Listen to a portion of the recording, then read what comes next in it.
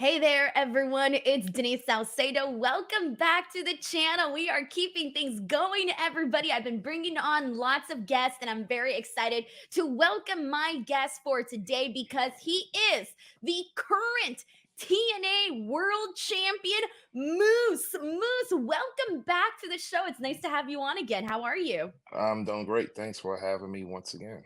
Yeah, man. This has got to be a very exciting year for you, Moose, because you are kicking off this rebrand, this brand new era of TNA wrestling as the champion. I want to start off there. How do you feel coming off of Hard to Kill, which was such a big weekend for TNA wrestling, so much buzz, and you were the guy at the end of it holding up that championship belt? It feels great. And it's rare in people's careers when um the second title reign is more memorable than the first one. Usually you ask most people what's your most memorable title that you've won, and it's usually the first title they've ever won. But in this case, for me, is the second time, my second title run. And nothing against Josh. Josh is a great athlete, great professional. Um, probably one of the greatest out there, if not. But if you just look at the way I won it against Josh versus how I won it this past weekend. First of all, we was going into a rebrand where probably the biggest moment in TNA's history from switching from Impact Wrestling back to TNA. Second of all, this was the biggest crowd we've performed in front of in the last 8 to 10 years. I think it was north of 2,000 people. Um, and then I was in the main event of this huge, our first ever pay-per-view of the rebrand. So just and then winning it, I mean, it's like I said, it's rare that the second time is bigger than the first one. And for me, the second round was definitely more memorable and bigger than the first time I won the title. Damn, that's awesome. First of all, here's the thing. When it comes to a company basically choosing you as the guy, as champion during any period, right? It's a big deal. Mm. But when it comes to the rebrand, when it comes to there's momentum right now behind TNA wrestling, and they picked you as the guy to be the champion, what does that say to you? It just says a lot, man. It says that they believe in me. It definitely boosts your confidence up. And I mean, it's a special feeling, especially out of all the great talent that we have in our locker room, they chose me to be the guy to start the new era of TNA, so that means a lot to me personally, and I'm happy I stayed in TNA. That's awesome. Now, here's the thing. So you were talking about your first reign and sort of that second reign being just a little bit more special, like the moment where you actually win. The first reign lasted like 182 days. To you, what is going to be, or like, what are you planning on being the difference between your first run as champ and now your second run as champ, given how special it's already begun? My first win as champ. I, that's a good question. And I haven't really thought about what I need to do personally to make it different. I guess the obstacles in front of me is gonna dictate what I'm gonna do to make it different, right? I don't know who's next. I honestly don't care who's next. I said this earlier before in the interview I did before you. My confidence right now is shooting through the roof, and I think that is the difference between myself now and the first time I won it. Um, I wasn't as confident. I mean, everybody know what I could do in the ring. Everybody know that I'm athletic. Everybody know all that stuff. But when you don't know it for yourself and when you don't believe it as much, it doesn't matter how good you are, right? If it's not in here. And right now, my confidence is shooting through the roof right now. So it doesn't matter who's next. It doesn't matter who they put in front of me. It doesn't matter um where on the card I am, if it's the main event, if it's starting the show. It does None of that stuff matters because I know I'm gonna knock it out the park. And I feel like that may within itself be the difference, right? Because I mean, I'm sure you felt confident during the first run, but when you obviously continue with something a little bit more, then chances are you're going to be more confident the next go around. So, do you at all feel any pressure right now? Or is it just so much confidence that you're like, I don't feel pressure. I got this. I know what I'm doing? I don't feel pressure at all. I've been a champion before. I know what it takes to be a champion. I know what it takes to hold the title for a long period of time. I mean, I think they said, I know Josh is number one for the longest reign, and Shelley's number three. I think I'm number five on the list. So I know I know exactly what needs to be done to have a main event match or to have a title main event match. So, and with the knowledge I know now from even from the guy that I wrestled, Alex Shelley, I mean, he had a great title reign, and I'm a student of the game, and I watch everything. I study everything, and I studied his reign, and I saw how he did things, and and to be honest, I'm going to steal a little bit of some of the psychology and some of the structure of how he did things, and that's going to make my run even better because uh, I think that's what helps my confidence out because of some of the people who I've watched. Like I watched Josh do what Josh did, and I'm gonna steal some of the things he did while he was champion, and some of the things Shelley did while he was champion, and that's gonna make my run even much better.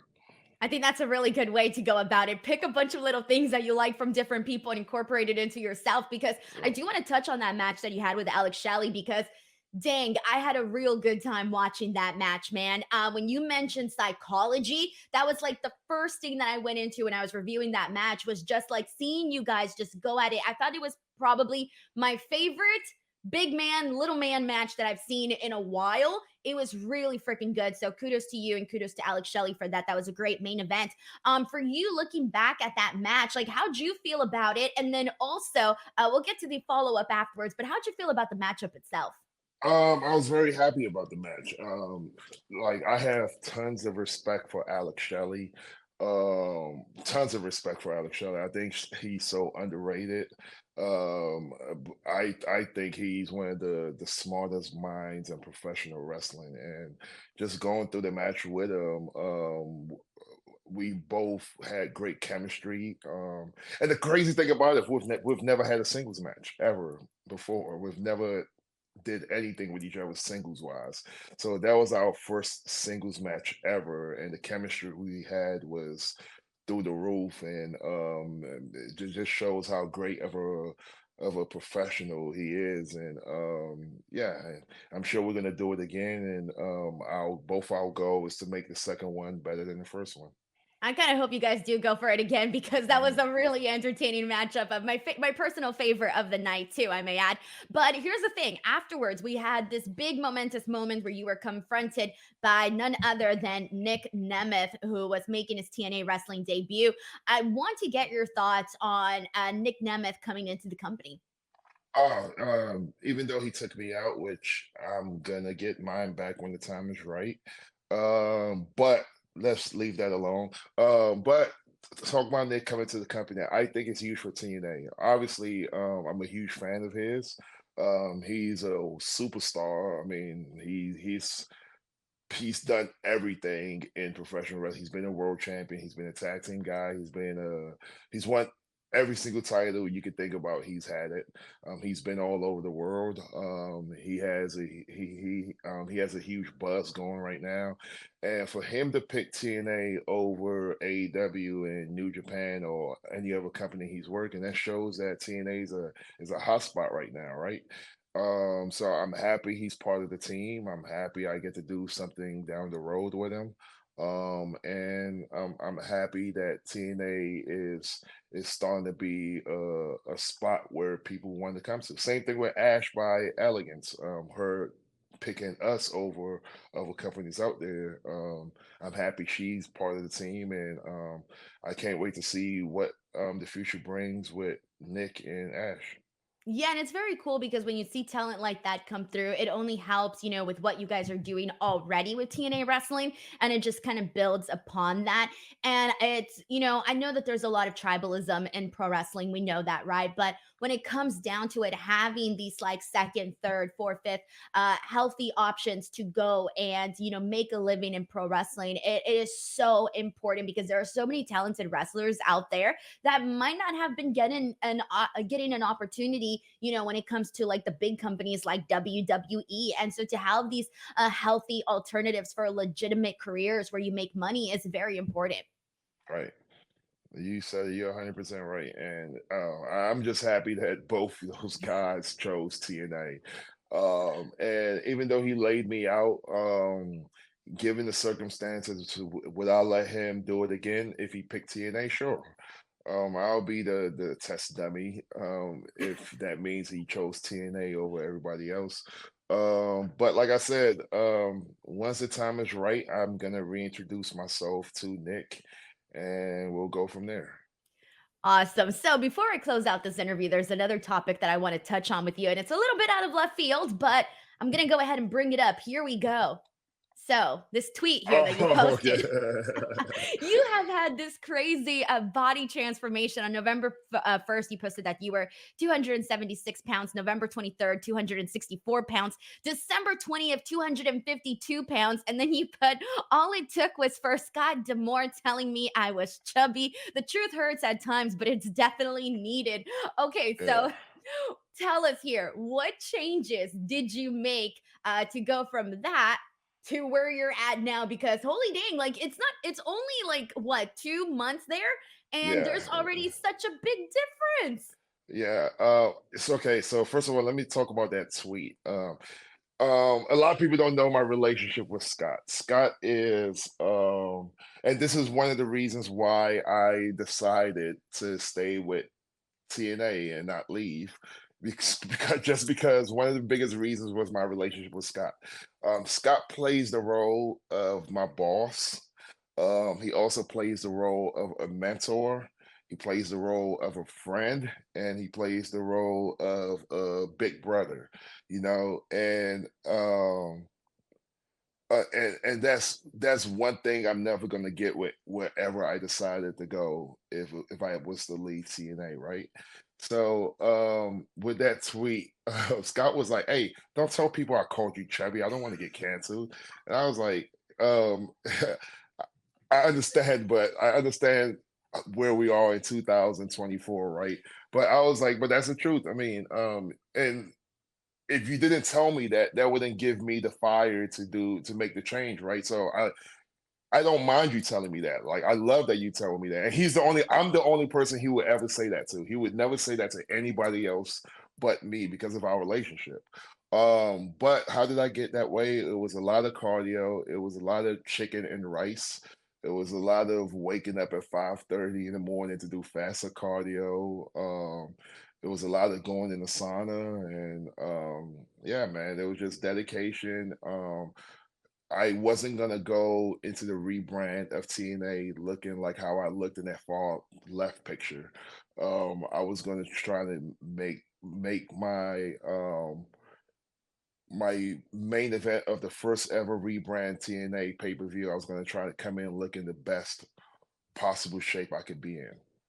Man, well, you definitely did it there, man. I was looking at that and I was thinking, like, I already thought that you were fit already in the first picture, but then you see all of this more definition by the time you get to the third picture. So kudos to you, man. Seriously. And it's funny Thanks. because I think when it comes to like friendships and relationships and stuff, everybody has different friendships, right? You have that one Yeah, person that'll call you out on your shit. You need to yeah, do yeah. better. That's just the way that it is with And certain that's the people. thing. And honestly, no, wherever else I would went, if I would have left TNA, nobody would ever have the balls to tell me, "Hey, man, you're out of shape. You need to get in shape." And that's why I love my relationship with Scott because he knows how he's like I said, he's my boss when he needs to be.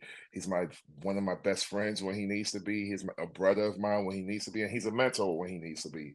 So he knows he could tell me as a friend, hey man, you're getting a little bit bigger. You need to tone it up a little bit, you know.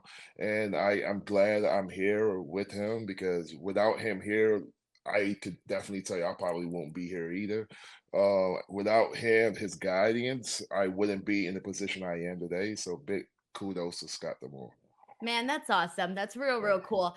So before we close out this interview, I got two more questions for you, and they're sort of generic questions, but I feel like they definitely need to be asked, especially since we're going into this big year. You're the champ, all of that. So 2024, let's get into those goals, man. Like for you, personal goals or anything you want to share within wrestling, outside of wrestling. Just like what are the goals in general for this year? The only goals that I always set for myself is to be a better human being than I was the day before. That's the only thing I could set and the only thing I could work on. I'm not a big long-term goal setter. I do like setting one small little goals, and one thing I always set, and this is a daily goal for me. Every time I wake up, I want to be a better human being than I was yesterday. So. That's really good. I think we should all Yeah. apply that. And my last question to you is dream opponents. You're the champ now, man. You're going to have everybody coming after you. Who are some of the opponents that you're like, let's go? I need to get a match with this person. Oh man, the first one that comes to mind is not he doesn't even it's not a full-time guy in our company, but we kind of had a preview of the tapings in Vegas was Okada. Um, he's a guy I would like to have another one-on-one match with. It's been 6 years since I had a one-on-one match with him. I was a kid. Um, Actually, it was longer than 6 years.